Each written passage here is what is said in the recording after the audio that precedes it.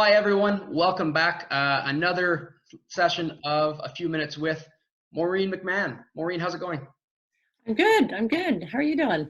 Fantastic. It's really Surviving, eh? great to see you and to have you talking with us. Um, Here's how it happens. We ask a few questions, we get some amazing answers, and we learn a bit more about you as a person, as a rugby player. Ready to do it? Sure, yeah. Fantastic. Good. So, first question, where are you from? I'm actually from St. Bruno. I'm not the first rugby player to play for the Irish from here. I've been preceded by a couple of greats. So I think Dave Leonard was just from down the road here, and Clinton Mercier was a friend of my brother's growing up. So I'm not as, didn't come as early as they did to the Irish, but I'm proud to be from St. Bruno. Fantastic. So you mentioned Dave Leonard. Are there any other? Did you have any friends that joined with you when you started playing for the Irish? No, because I actually didn't start playing when I started playing. I actually started playing CEGEP and played at McGill, and then when I was looking to maybe I'll play this thing in the summer, the Irish didn't have a women's team, so I ended up going to the arch rivals, St. Anne's, and I had a couple great years playing with St. Anne's. It was wonderful. It was a wonderful community, and I lived out in St. Anne's for a summer out there, so it was great. Neat. Think back to those first years of playing. Who coached you at St. Anne's? It was Craig, Stuart Cray. Okay. Was my very first coach. And I came from, so my big sport when I was growing up was gymnastics. So I came from a gymnastics where, the longest routine is your floor routine, and it's definitely under 5 minutes long. And your coach can talk to you for a good 10, 15 minutes about, well, your hands were like this and they should have been like this, or your toes weren't pointed correctly. And so I remember getting off the off the pitch after my first game at St. Anne's and going up to Stuart, I just played 80 minutes of the game and saying, "So, coach, how was that game?" And he's like, "Oh yeah, it was good." And that was all my feedback. I was just like, The what least do I do with that?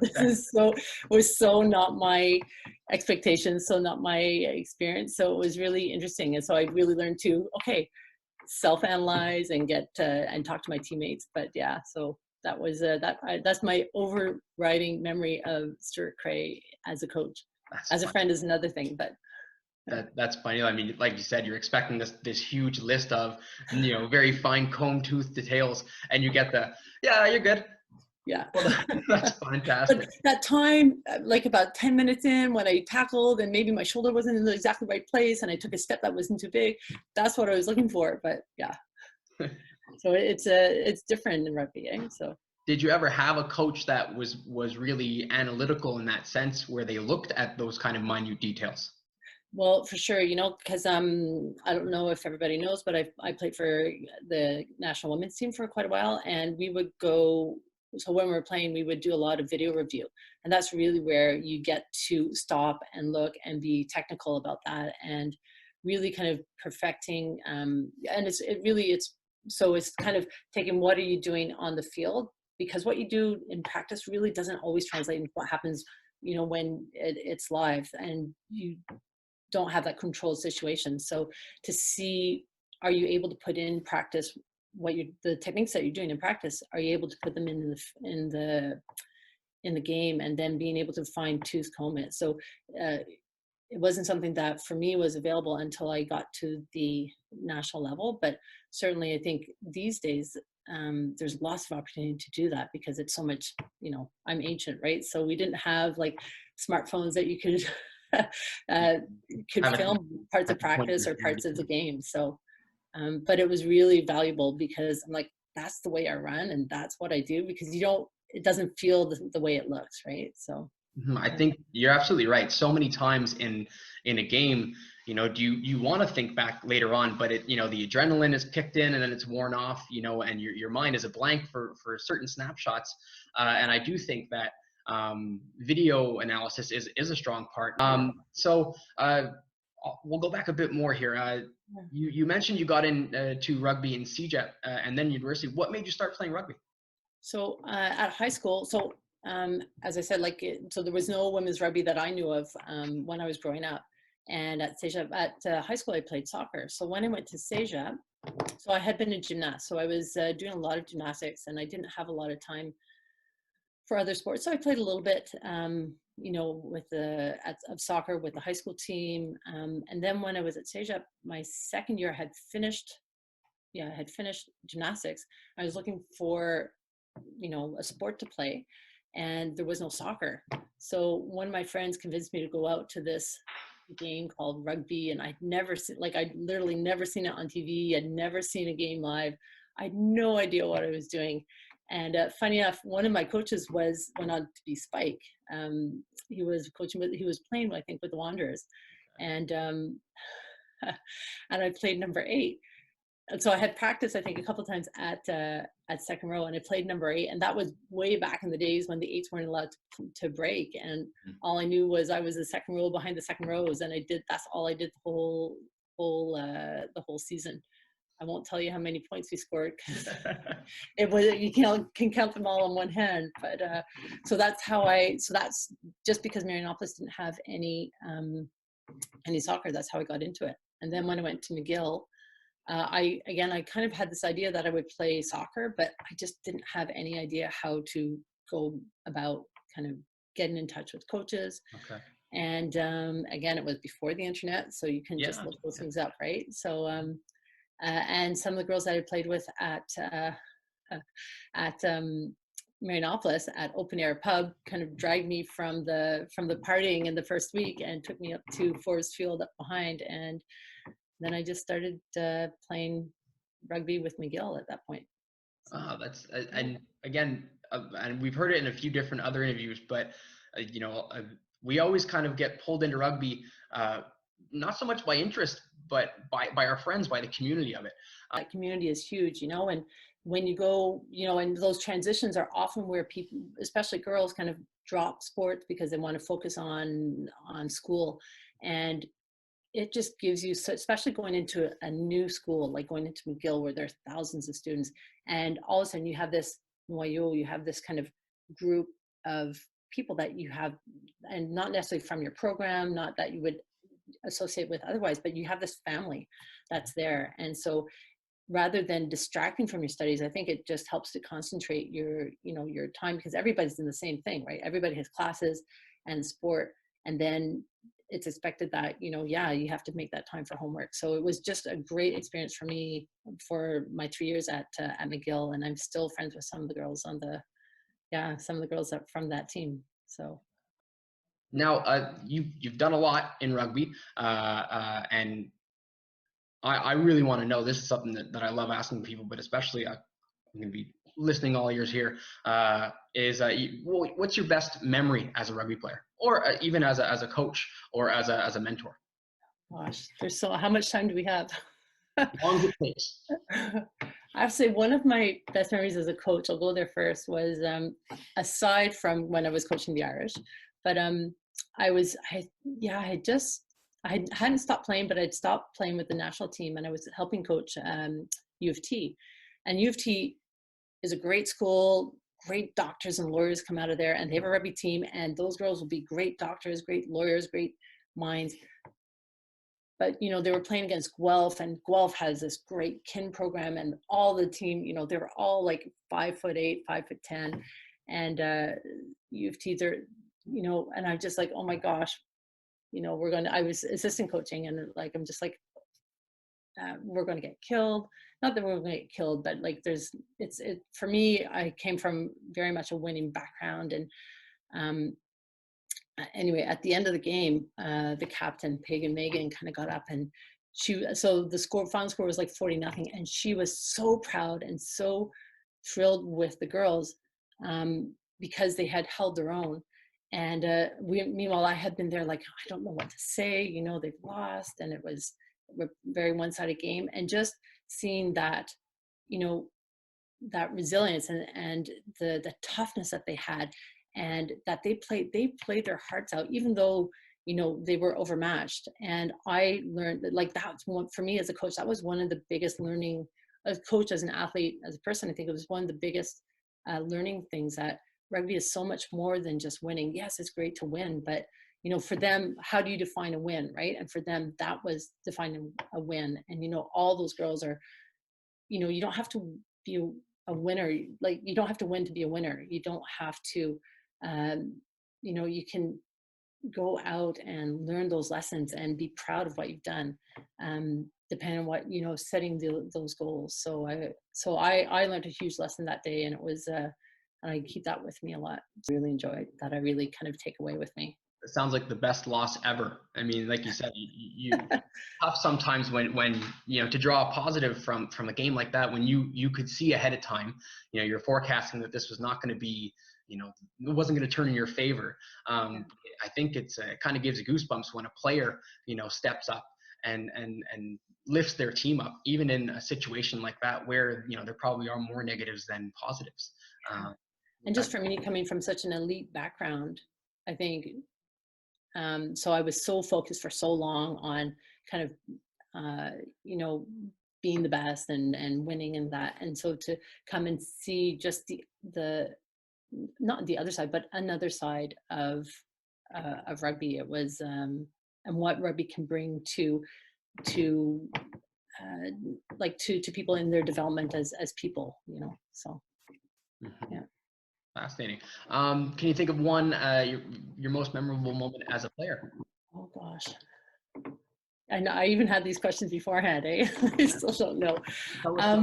There are just so many, right? And they all involve, um, with teammates. Like, I remember we were playing England, and we were into extra time, and we were beating England, and Canada had never beaten England yet. And I'm not sure where we were. I think we were either in Edmonton or we were in Vancouver. Anyway, I just remember turning to Aaron Dance, who was scrum half, and going, "Are we winning?" And like, yeah, we were winning. So just those little moments of connection. I played with the great Jill Florence, and just having those moments of connection where things go well. So I don't know if there's particular moments, like, there's always the great moments when you like make a try saving tackle, or you kind of, for me, so I wasn't a big try scorer, but I could turn the ball over and kind of create, draw the person, create that, give that final pass more, or draw the penalty, or turn the ball over. So for me, those are, but they're not really kind of glory moments at all.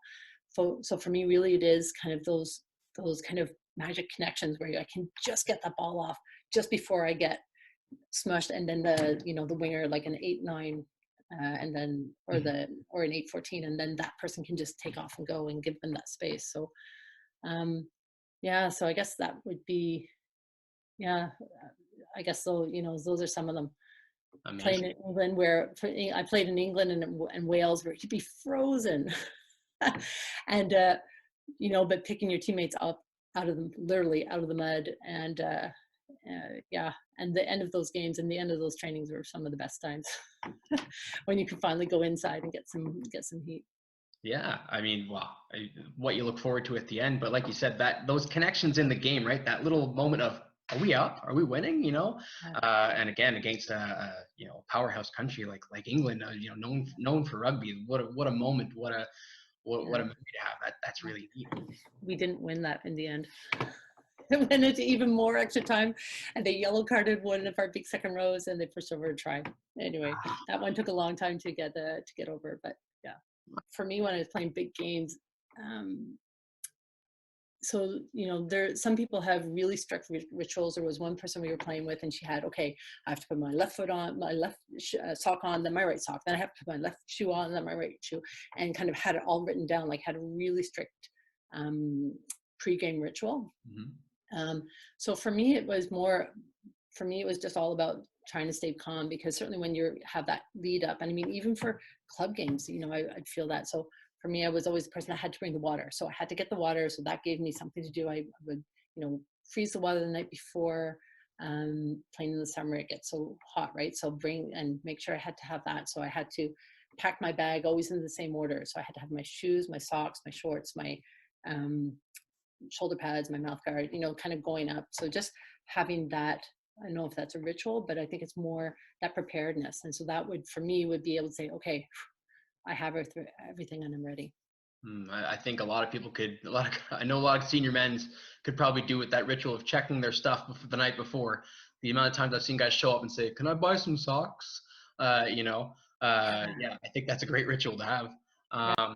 So you spoke about what you did the night before, you know, getting the bottles ready, getting your kit ready. I'll bring you to either the morning of or the pregame. You said pregame meal. Is there anything that you would have that was it? You had to have that, or was it like a certain kind of food?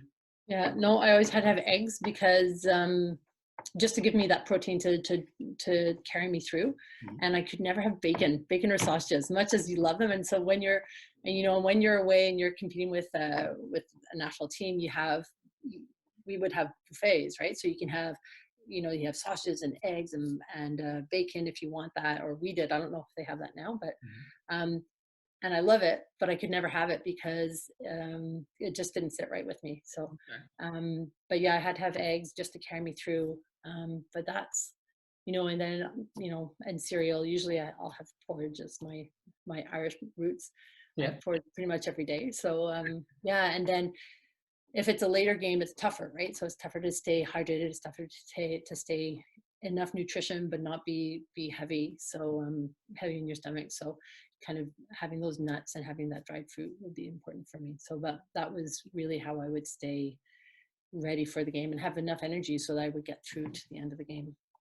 Bacon, though, I had a coach in junior hockey that banned bacon from pregame meals. He would, like, whenever he saw it, he would take the entire tray and bring it back to the kitchen. We weren't allowed to have it because he said the same thing. He said we weren't allowed to have bacon because it wouldn't sit well. Literally, his words were, "It wouldn't sit well with you." I'm putting that in nicer ways, but Yeah. you know, but it's funny how now I think he's a bit less crazy. Um, what would you tell someone that's looking to join a club or looking to pick up rugby for the first time? You know, so not so much to sell the sport, but what would you tell them that they're about to get into? Gosh, I think one of the biggest things is so I mean, it's on so many different levels. So it's a huge physical challenge.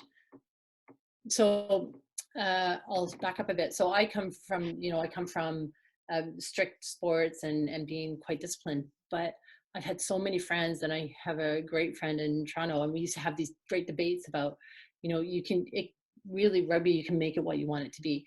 You can jump in and you can be, you know, you can take it really seriously and train hard and um,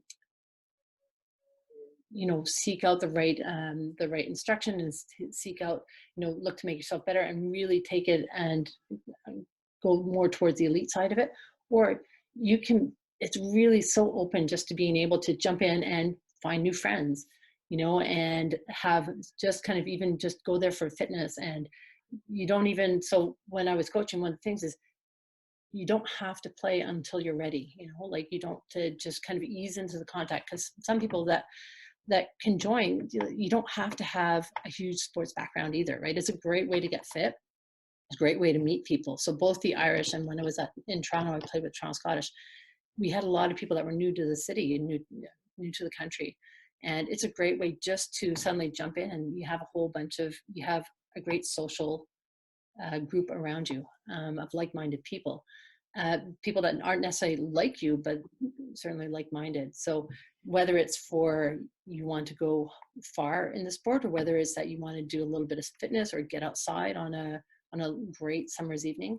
Um, when I It's think back to my very first game, I didn't know what was going on, and yet, you know, I kind of stuck with it, and it took me like I don't know, it probably took me, honestly, it probably took me 10 years to really understand the sport. So it takes a long time to understand the sport, and just when you do, they change some of the laws, right? yeah, But yeah. so just, you know, if you want to try it, just go out and try it, stick with it. It's going to be weird, and it's going to be like, I don't know what I'm doing, but that's okay, you know. Mhm. So, and you've got all these teammates on the field with you, that'll help you. So It's interesting when I spoke to Larissa about it. One thing that she brought up is said it's really for anyone. You know, this is for any size.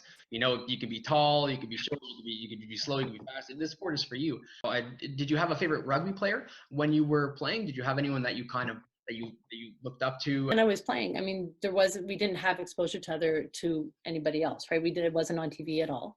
um and so Joanne Gardner she played for Ontario, and I thought she was just the best player ever.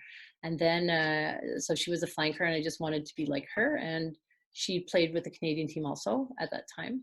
And then there was Steffi Wade, who, yeah, so she's out in BC now. And so she was the first captain when I played my first game with Canada, and I was 8 and she was number 7, and she was actually my roommate also. So we've always kind of kept in touch. Like I think my first tour was her last tour. But yeah, and we hang out. And so when we're at these events, she and Paco and I get together, and we have Karine Paquin, and we have a little series of photos coming now. So so far there are only 2 at the World Cup and at the Rugby Sevens in Vancouver just this past. But so those are the 2 that I really looked up to, and I wanted to be, that's how I want to play. And right now, I think I'll just the whole sevens, the girls that are playing sevens, like I know I'm 15s player at heart, but I watch those girls playing sevens and the women playing sevens. And so some of them I know, like Giz Landry, I coached when she was a junior, when she was still playing soccer, and she was trying to decide between soccer and rugby. And I'm just so proud of her. And just to see, they're so good, like they're so much better than we were. They have a lot of advantages, but they're so dedicated, and they've been doing it for so long. So I mean, I just love watching them play.